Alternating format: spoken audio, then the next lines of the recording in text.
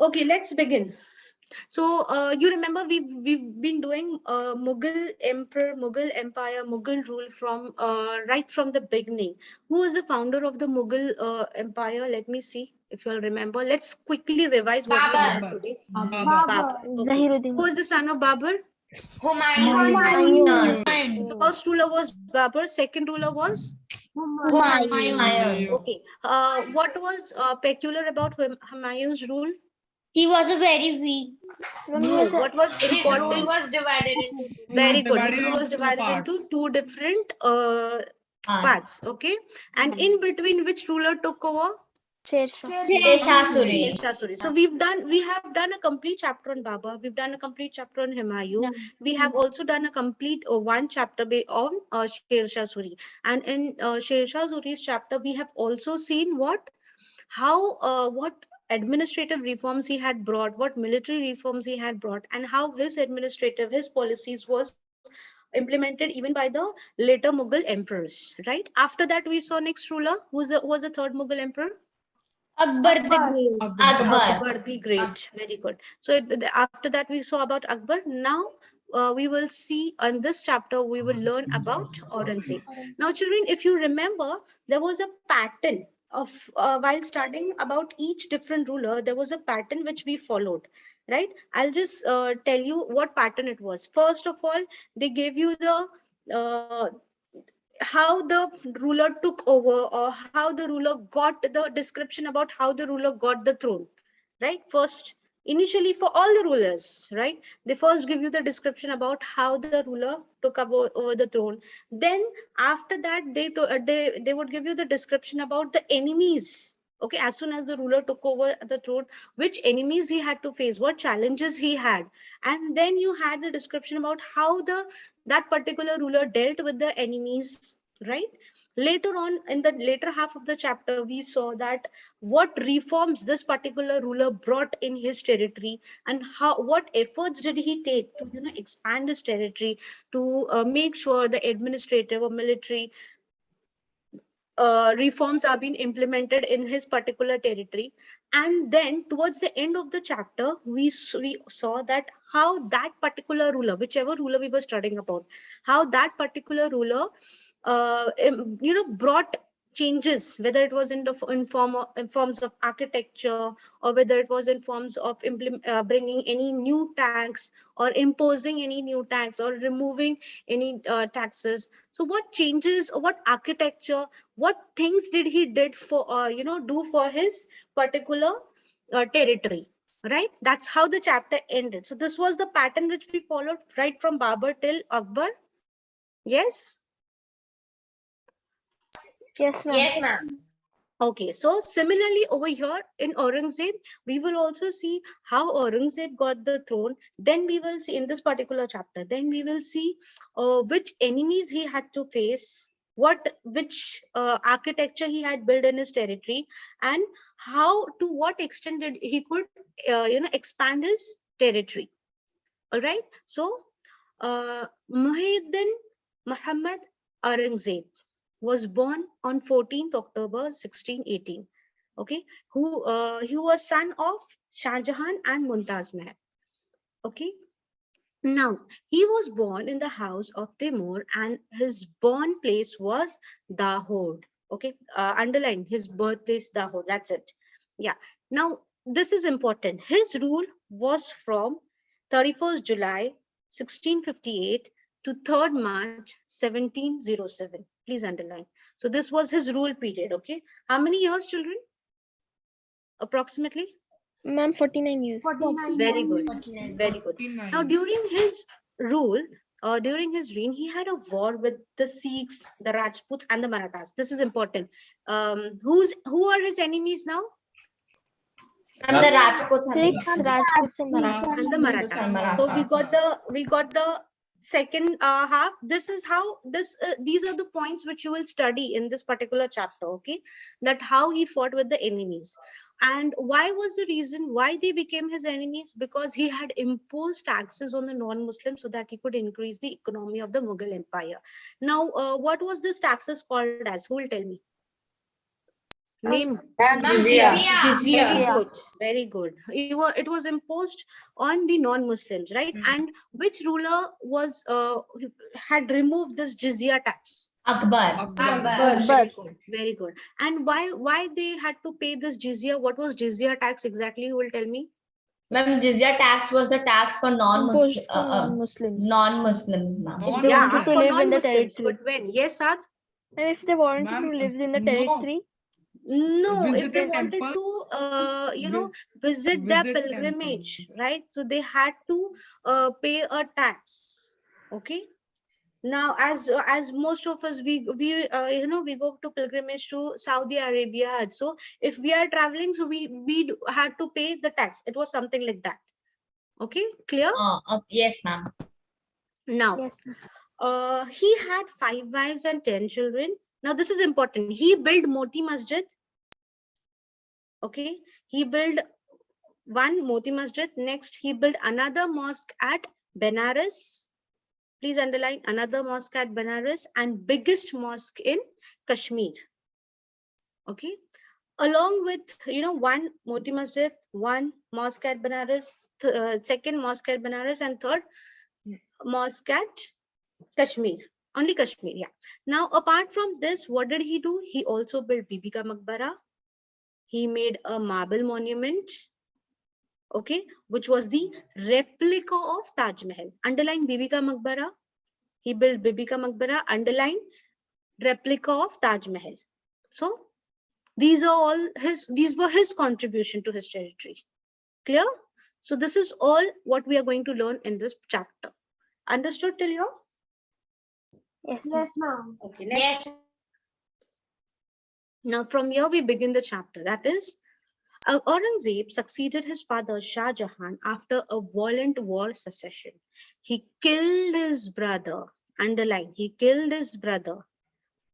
He succeeded his father Shah Jahan. Underline that also. So he became the ruler after the death of his father Shah Jahan.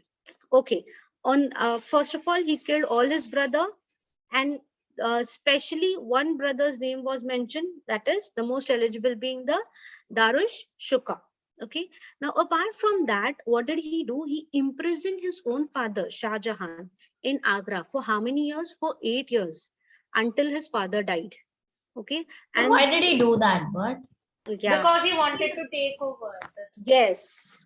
The power, usually we have wars for that purpose, either to extend the territory or to gain the power. So the greed of power make people do anything and they don't see blood relations. So first of all, he killed his brothers, and secondly, underline this, he imprisoned his father for 8 years until his death.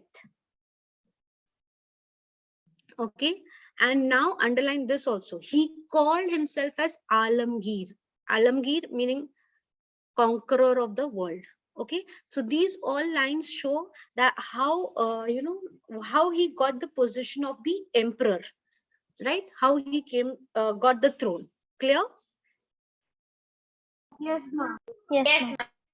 Now let's understand how was Aurangzeb's behavior, or how was his thought process. First of all, he was very ambitious. He wanted to expand his Mughal empire throughout the India. Underline, he was very ambitious and he wanted to expand Mughal empire. Secondly, by the end of his reign, the Mughal emperor stretched from Kashmir. Yeah, please underline, expand the Mughal emperor. It's Aurangzeb expanded the Mughal emperor. So because of his ambitious nature, he wanted to expand the territories. Secondly, now we will see how till where his territory was included. Number one, towards the north, it extended till where? Till Kashmir. Kashmir. Towards the south, his territory extended till Karnataka. Karnataka. Towards the west, his territory extended till Hindu Kush. Hindu Kush. And towards the east, his territory extended till Chittagong. Okay, please underline from here, his Mughal emperor, during his rule, Mughal emperor stretched from Kashmir, from there till east. Underline everything. This is important because this is the brief description about, you all can imagine from where till where he had his territories. So if you will note down, his territory was the largest as compared to the previous Mughal emperors, isn't it? Yes. Yes. Yes. Now, this vast Mughal empire, however, worked against Aurangzeb. So it was very vast, right? And just because it was vast, it worked against Aurangzeb. Okay, the vast Mughal empire worked against Aurangzeb. Underline that. Why it worked against him? Because he found it very difficult to administer. Okay, to implement proper and smooth administrative system, right? Administering such a vast, no, don't underline that, underline this, administering such a vast territory certainly proved to be challenging. Underline this, not the previous one. Okay, that's the reason the Mughal empire was weakened during his rule. You will see this towards the end of this chapter, right? Since it was too large, it became very challenging for him to implement smooth administrative system. Now, this is important. Aurangzeb's rule falls in two categories. Number one category is from 1658 to 1680. Please underline this. This is the first category. Okay, 1658 to 1680. How many years, children? Minus 6080 Ma'am, from 22 years. 22. yes. And the second phase is from 1680 till 1707. It's there on the next page. We will see when we will be doing the second phase. Now, Let's why is it understand- divided? Yeah, I'll tell you. But let's understand why it is divided, and let's understand what is the difference between two phases or two categories. Okay, so we will see during the first phase of his rule what things had been implemented, or what is so peculiar about the first phase. First phase, he focused only on defending the north from the Persians, the Turks, and the Central Asians. During this initial rule, Aurangzeb continued the many good practices of his forefathers, defeating his enemies, reconciling them, and placing them in royal service. As a monarch, he was a more capable one who respected, this is important, as a monarch, he was more capable one who respected his subjects and had earned their respect. Okay, so this was the when the first phase that he was, please underline this, he was more capable and he was respected by his subjects. Okay, now basically in the first phase, what did he do? He initially implemented good relationships and practiced all the things which was given to him by his forefathers, where he was defeating the enemies, he was reconciling, and he made sure that he had maintained this royal services. He's also having the royal services, and initially he focused on defeating, underline this also, he initial years of his rule, what did he do? He focused on defeating the north.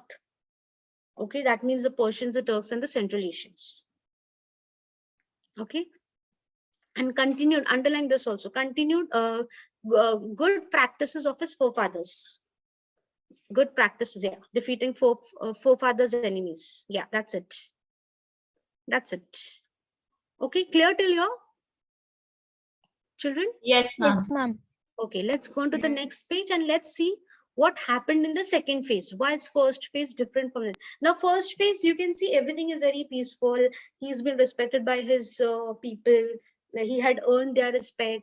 He's following whatever has been, transformed to him through his forefathers, where he's defeating the enemies, right? Now, let's see what is the change in the second phase. What happens in the second phase? Second phase is from 1680 to 1707. Now, he focused his efforts on the Deccan and the South India. See, first phase, he was focusing where? I'm in the north, India. ma'am. In the north. Yeah. Second phase, he is focusing where? In In the Deccan and the Southern India. So, South India. can you see the difference? Yes. Yes, ma'am. Is there a difference? When he focused on the north, and the second phase he focused on the south. Deccan and the Southern India. Please underline this. In the second phase, he focused on Deccan and South India. Okay, and he also wanted to annex Maratha territory and the Deccan Sultanate regions. Now, as a monarch, Aurangzeb now became okay. Now there is a change. Okay, earlier he earned the respect, from his subjects, but now in the second phase, he became the pious ruler of Islamic State. This is important. As a monarch, Aurangzeb became the pious ruler of Islamic State. Okay, this is the change. Can you see the change in him? Yes, ma'am. And now, since he became pious ruler of Islamic State, he reimposed jizya. This is had happened in the second phase of his rule. Underline this: reimposed jizya. Okay, now if he is reimposing jizya, do you think that on the non-Muslims, do you think the non-Muslims are still going to respect him and still going to, No, ma'am. No, ma'am. No, ma'am. No, So automatically there's a change. Yes, ma'am. there's Yes, a change over here. Please underline: he reimposed jizya and started treating non-Muslims differently, right? Underline this whole sentence. Okay, clear? Now, it was inevitable. Therefore, Aurangzeb would be faced with great hostility from the non-Muslims faction consisting of the Rajputs, the Sikhs, and the Marathas. Definitely, it was quite, inevitable that since he's treating the non-Muslims differently, he's imposing jizya on them, they will definitely be annoyed with him, and therefore he got a group of people who became his enemies, especially whom? Underline: consisting of the Rajputs, the Sikhs, and the Marathas. Right? yes, ma'am. Clear till here?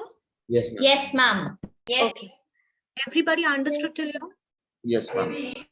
Okay, let's do the quiz and let's see if you all have understood or not.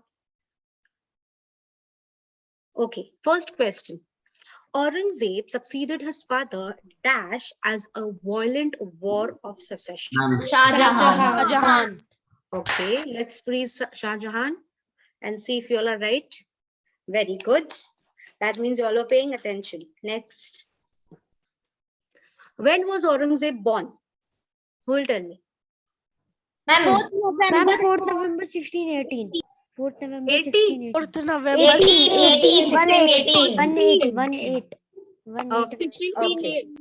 Okay, let's freeze that and check if you all are right. Yes, ma'am. Very good. Very good. Keep it up. Next. The reign period was from Ma'am, dash to 1658 to 17017. Yes. First option. 1658 to 1707. Wait. Don't submit. Wait. Now, I just want to ask you all one more question over here before we submit this answer. Now, this phase of 1658 to 1704 was divided into two different categories. Can you tell me the years? Ma'am, the first was 1658 to 1680. 18 to 17. Second was 1680 to 1707. Excellent. Very good. Now let's submit it and check if you all are right. Very good. Keep it up, children. Keep it up. This shows you all were paying attention. This is automatically you all got the answer. Aurangzeb's reign falls into how many categories? Two. So you all just did not mention two. You all even gave me the dates. Very good. Yes. Let's freeze that and submit. Very good. Keep it up. Last question. From dash to dash, he focused his efforts on the Deccan and South India, annexing the Maratha territory and Deccan Sultanate regions. 1680 to 1707. 1707. Okay. This is the first category or second? Second. Excellent. Very good. Keep it up, all of you. Excellent. Well done. That means you all were paying attention and you all understood the content. Now let's go on to the next session. Okay, I think it's time up, right? Yes, ma'am. We can't complete the next session. Yeah, we won't be able to complete. So now over here, I'll just give you a brief introduction about the next session. That is, now we will study in depth. How did he deal with these enemies? Okay, we now understood that he had how many enemies? 3 enemies. That is the Sikhs, the Rajputs, and the Marathas. Now we'll study in depth for each of the enemies and we'll see how he dealt with them. All right. I hope everybody understood till here. No questions? Yes. Okay. Yes, ma'am. We'll stop here for today and we'll continue it in the next class.